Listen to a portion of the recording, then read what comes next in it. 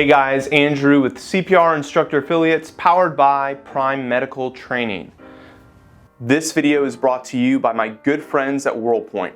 They are my go-to place to source any and all of your training equipment and AHA curriculum needs.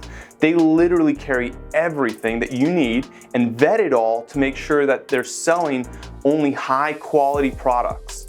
On top of that, their customer service is fantastic. I highly encourage you to check them out and partner with them for your future training needs. So today we're going to take a look at all the different ways and devices for delivering breaths to a victim. And so these are all different tools that you can use in your classroom. Some of them are required, some of them are optional depending on the course that you're teaching. So we'll start from the most basic and work our way up and explain what they are, where you can get them, and how to use them. So the most basic is going to be a barrier device like this. It's folded up, it's just a thin piece of plastic with a bit of fabric here in the center. You'll notice also that there is a drawing of a face to kind of help the student with positioning. So it goes over the mannequin's face like so. You're supposed to pinch the nose, tilt the head, and then you give a breath through that piece of fabric. And this is a trainer face shield, and so it's not meant for real use. They do have ones that you can use in real life, but this is the trainer version, hence why it just has a very thin, basic piece of fabric as the barrier device.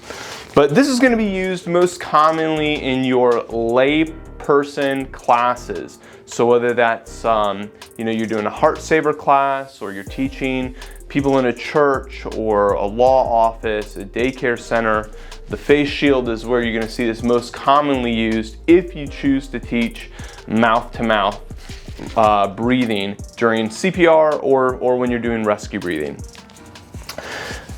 The next step up from that, the next barrier device, is going to be a mask. And so masks generally come in two different sizes, an adult and an infant. Sometimes you can find a child size as well, but those are rarely used in a CPR class setting. So the adult is going to usually have a narrow part. They're becoming less and less common, but sometimes you'll find a mask that is completely round, but more often than not, it's now this pear shape with the narrow part being the part that goes at the bridge of the nose, and then it drops down over the face.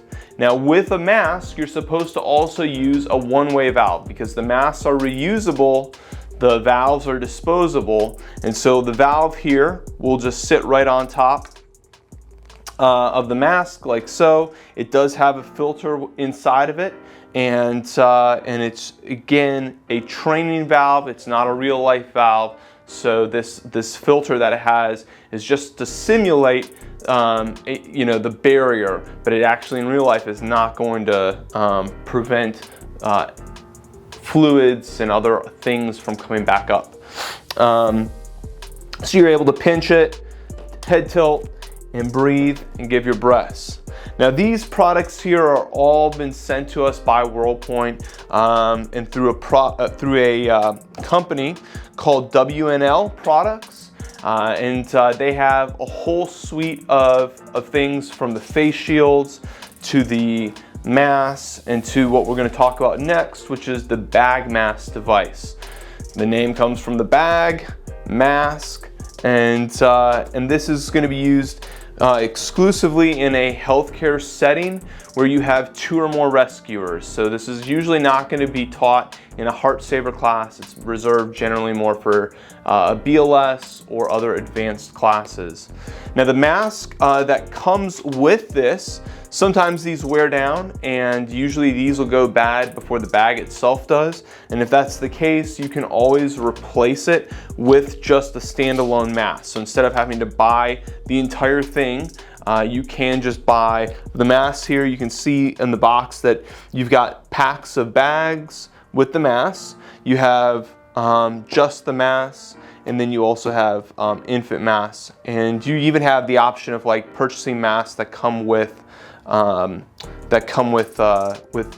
one-way valves, or you can buy just in a huge bag of one-way valves as well. lots of options, very flexible, very easy. And again, all this stuff can be purchased at worldpoint.com. But with the bag mask device, you're going to position yourself at the head of the patient. Remember, narrow part of the mask is going to go to the bridge of the nose. And if you're by yourself, you're going to only have one hand to get a seal around the mask. And you'll usually seal up with your fingers here. This is the age-old analogy of a C clamp, and then your fingers, which make up the E, these three fingers are going to pull up on the chin. So C clamp, 3 fingers on the chin, pulls it back, and then you're going to give your breaths, and you'll notice and I don't know if you can see it or not, but the lungs are going up here. So bag mask device, this is the last and most advanced barrier device that you're going to find out there. Obviously, you can start going up into even more advanced things like ET tubes, endotracheal tubes, or King Airways.